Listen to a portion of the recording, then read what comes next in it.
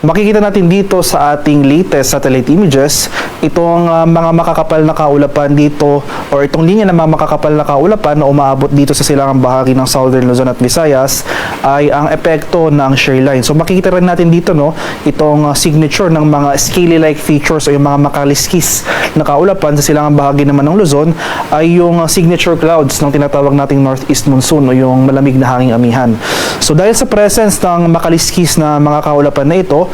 isang senyales yan na may kalakasan yung bugso ng ating northeast monsoon sa kasalukuyan. So in addition sa mga scaly-like features ng mga clouds na